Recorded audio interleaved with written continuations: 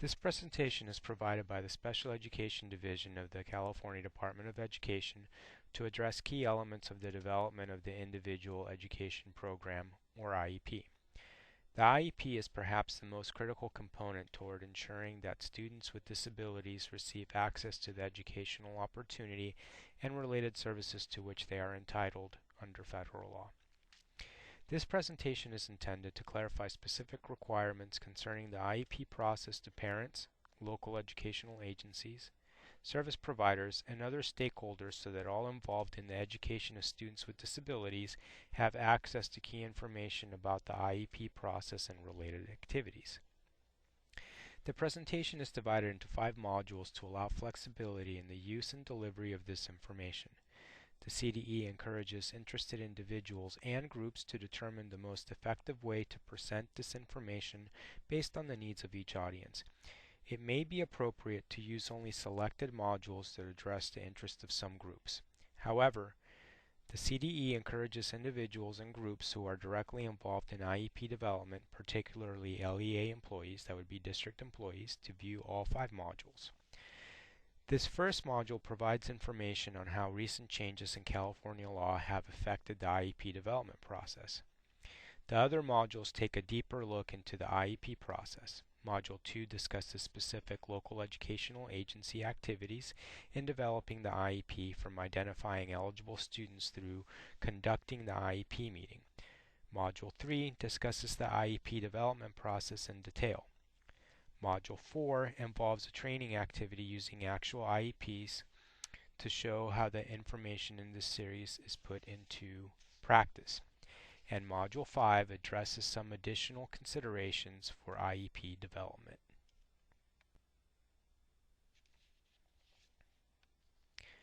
Before we proceed, we want to point out some acronyms that commonly appear in this presentation. It is helpful to be familiar with these acronyms because they are commonly used in both written guidance among educational entities and in discussions among individuals involved in the development of individualized education programs. IDEA. This acronym stands for the Individuals with Disabilities Education Act.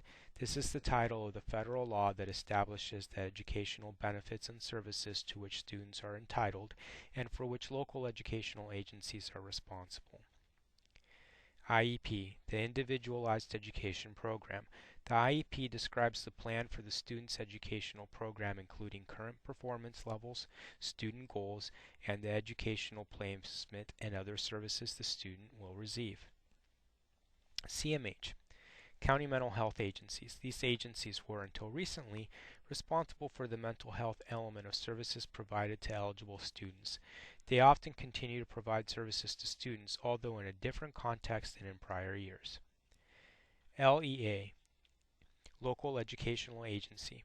In most cases, this term refers to a local school district, but LEAs also include county offices of education, special education local plan areas, also called SELPAs, and other charter schools. The passage of AB 114 in 2011 significantly changed the way special education services related to mental health were identified and provided to Californian students. Under the prior structure established by AB 3632, also known as Chapter 26.5 of the Government Code, county mental health agencies had a key role in determining what services students needed and in providing those services.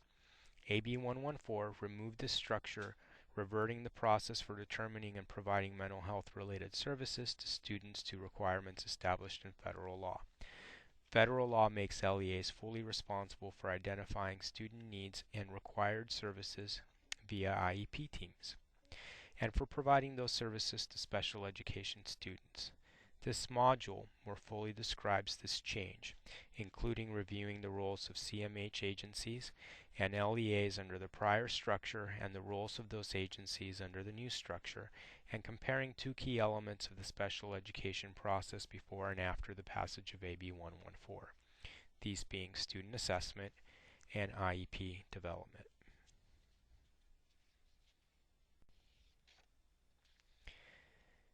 This graphic provides a visual presentation of the effect of AB 114 legislation. California special education was previously modeled after federal law, the Individuals with Disabilities in Education Act.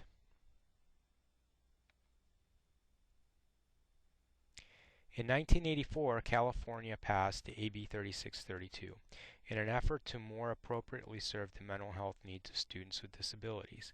This law, in effect, from 1985 until 2011, essentially overlaid on federal law a set of laws creating a structure for mental health services to students with disabilities that was specific to California.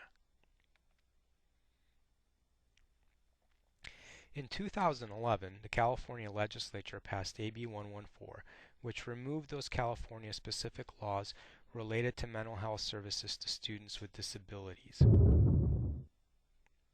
leaving the structure for providing such services to be determined by federal law. It can be said that AB 114 returned the law regarding determining special education services to students to what it had been prior to 1986, specifically federal law which states that all decisions for the services a student with disabilities is to receive are made by the LEA through the IEP team.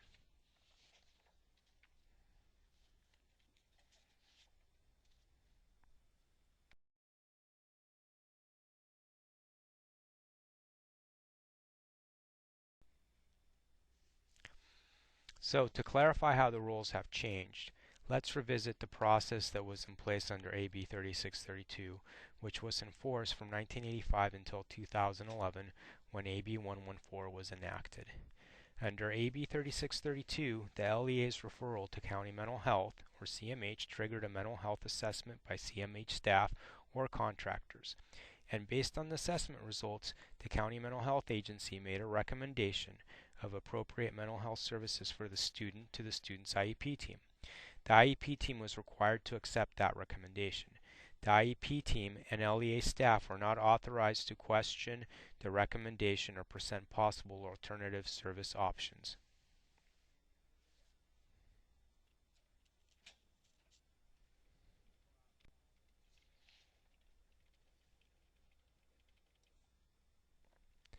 The passage of AB 114 returned full responsibility for assessment and service decisions to the IEP team, and the LEA was made responsible for ensuring provision of all services the IEP team identified. It is important to note that while the law specifies how decisions on appropriate services for students are made, it does not specify how those services are to be provided to the student. The LEA has some options concerning how it provides services, including whether it will provide the services using its own staff or whether it will contract with other entities to provide some or all services to the student. In fact, the LEA may elect to continue to involve County Mental Health in assessing students' needs and providing some services, but the LEA may also opt to provide assessment and subsequent services directly or through another appropriately licensed individual or entity. Many LEAs are electing to use a combination of resources to provide services to students.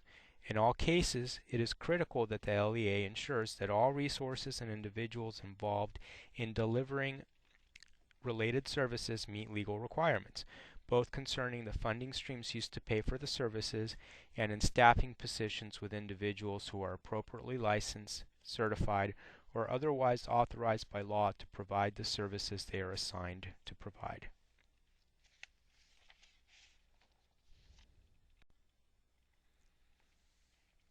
This graphic shows how LEAs and county mental health agencies interacted to provide mental health related student assessment under the prior structure, AB 3632, also Government Code Chapter 26.5. And this is contrasted with the current process, which is based on federal law, the Individuals with Disabilities Education Act. Note that under the new structure, the LEA is responsible for the entire process of special education student assessment.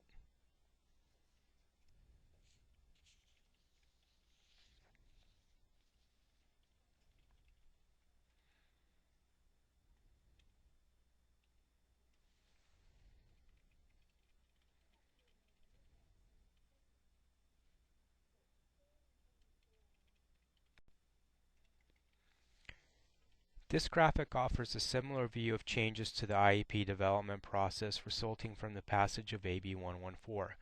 Under the prior structure, the county mental health recommendation for mental health services was provided to the IEP team, and the IEP team was required to incorporate that recommendation into the student's IEP. Under the new structure, the LEA coordinates assessment of the student using its own staff, qualified contractors, and/or county mental health, then provides assessment results to the IEP team and may provide a recommendation of appropriate related services for the student. Still, the IEP team is empowered to determine the related services the student will receive. That determination may reflect assessor recommendations, or the IEP team may opt for a different set of services based on other information the IEP team has about the student.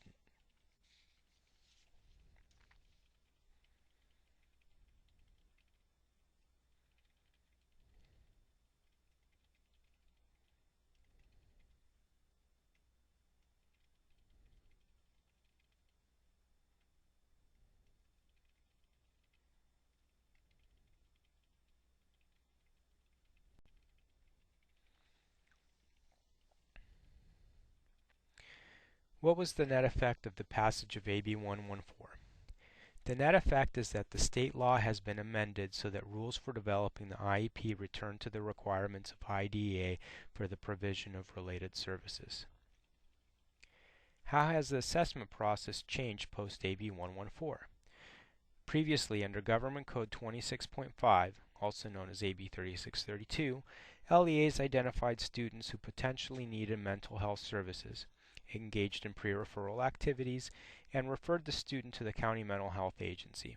The county mental health agency would then assess the student and then provide the IEP team with a treatment plan containing related services. The IEP team accepted the proposed plans from county mental health, and the related services were incorporated into the IEP. County mental health became the service provider for the related services addressing the student's mental health needs. This is no longer the case, and assessment and service delivery are now under the purview of local educational agencies. How has IEP development process changed post AB 114? Previously, county mental health conducted an assessment for mental health needs, provided the assessment report, and made recommendations for related services to the IEP team. These recommendations were included in the IEP. Now, the LEA is responsible for all these stages, including assessment, the assessment report, and providing recommendations to the student's IEP team.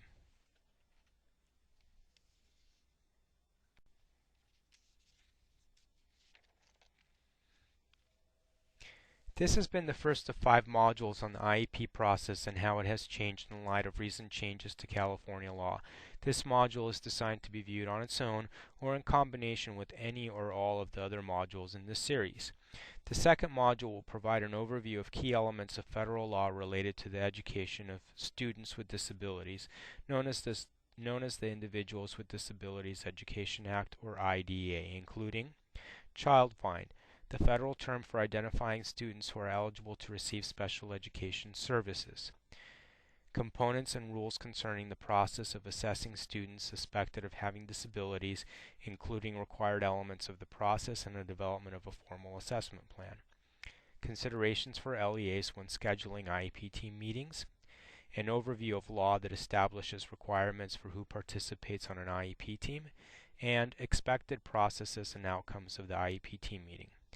Module 3 discusses LEA requirements for developing IEPs under federal law, IDEA, now that California-based procedures are no longer in place.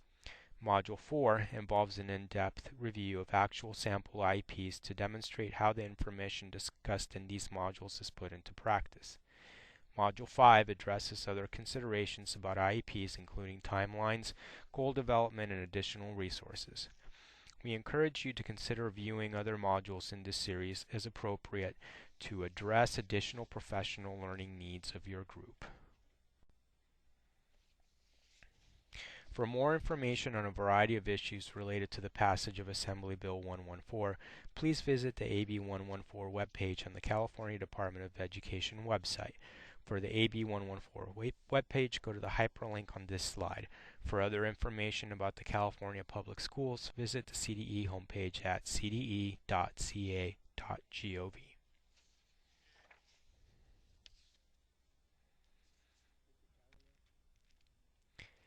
Here are several additional resources that provide more detailed information on the subjects addressed in this series. Thank you for viewing module number 1. We hope that we will be joined by you soon in viewing the other modules in this series.